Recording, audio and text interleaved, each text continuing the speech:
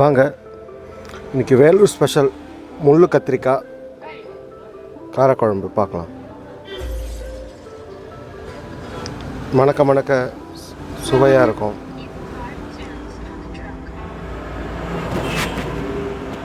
அதுக்கு முன்னாடி நம்ம சேனலை சப்ஸ்கிரைப் பண்ணுங்கள், லைக் பண்ணுங்கள், ஷேர் பண்ணுங்கள்.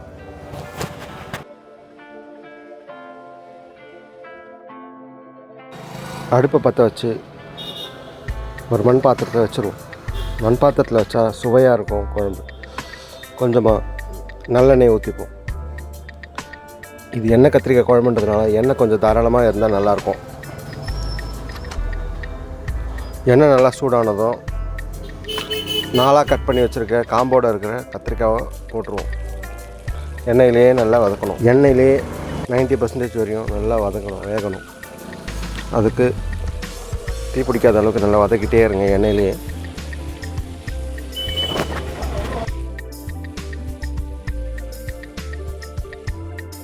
இந்த மாதிரி நல்லா பொன்னிறமாக வதங்கினதுக்கப்புறம் வேறு ஒரு பாத்திரத்தில் எண்ணெயை எடுத்து வச்சுருங்க கத்திரிக்காவை.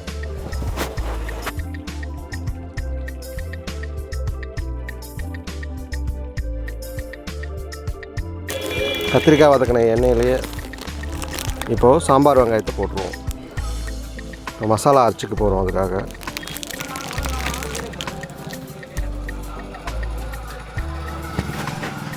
கூட பூண்டு பல்லு சேர்த்துப்போம். எண்ணெயிலே நல்லா வேகட்டும்.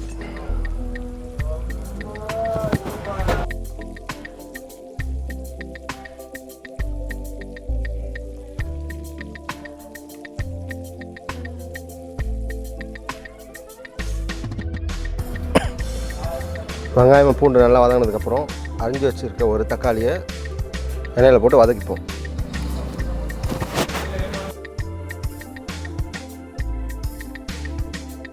தக்காளி ஒரு 50% வதங்கினதுக்கப்புறம் மஞ்சத்தூள் கொஞ்சமாக போட்டுப்போம். ஒரு 1/4 ஸ்பூன் மஞ்சத்தூள், அப்புறம் கலருக்காக வெறும் மிளகாத்தூள் ஒரு 1/2 ஸ்பூன், அதுக்கப்புறம் குழம்பு மிளகாத்தூள் காரத்துக்காக 1/2 ஸ்பூன், அதுக்கப்புறம் தனியா ஒரு 2 ஸ்பூன்,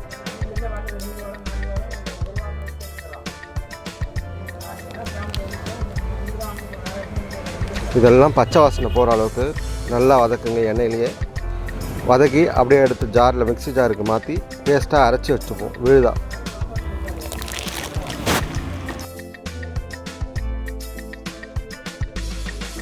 அதே சட்டியில் திரும்பவும் ஒரு 2 ஸ்பூன் நல்லெண்ணெய் ஊற்றி கடுகு கொஞ்சம் போட்டு, கடுகு நல்லா பொரிஞ்சு வந்ததுக்கப்புறம் வெந்தயம் ஒரு 1/4 ஸ்பூன் போட்டு,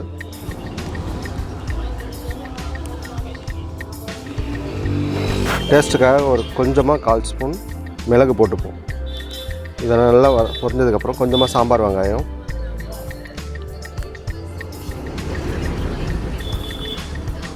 சேர்த்ததுக்கப்புறம் கொஞ்சமாக பூண்டு, உரிச்ச பூண்டு,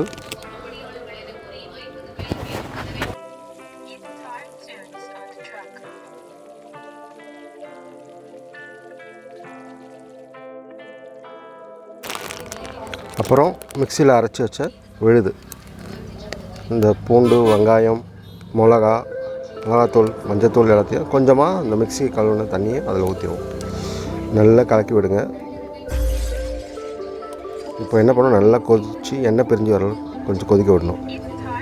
அதுக்கப்புறம் புளியை சேர்த்துக்குவோம். கரைச்சி வச்ச ஒரு எலுமிச்சம்பழம் சைஸை விட கொஞ்சம் பெருசாக புளியை நல்லா, ரொம்ப புளி சேர்க்க வேண்டாம், புளிப்பாயிடும் குழம்பு. அதனால் கொஞ்சமாக புளி சேர்த்து கரைச்சி தேவையானாலே வடிகட்டி விடுவோம்.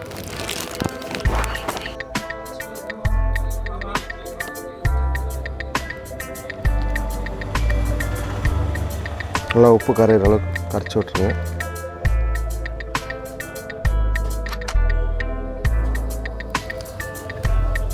இப்போது அடுத்தபடியாக நம்ம ஏற்கனவே வதக்கி வச்சுருக்க எண்ணெயிலே வதக்கி வச்சுருக்க அந்த எண்ணெய் கத்திரிக்காய் உள்ளே போட்டுருவோம்.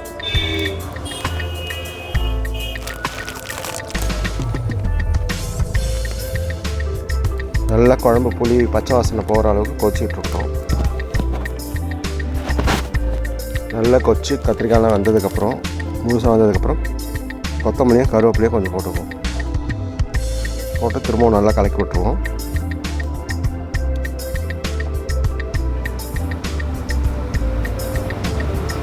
நல்லா கொச்சதுக்கப்புறம் கொஞ்சமாக வெள்ளைக்கட்டி, கொஞ்சமாக டேஸ்ட்டுக்கு ஏற்ற மாதிரி, இனிப்பு ரொம்ப வேணுன்றவங்க இனிப்பு போட்டுங்க, கொஞ்சமாக டேஸ்ட்டுக்காக அது சுவையை கூட்டி கொடுக்கும், அதுக்காக அந்த வெள்ளைக்கட்டி போட்டு நல்லா கொதிக்க வச்சதுக்கப்புறம் இறக்கிடுங்களா.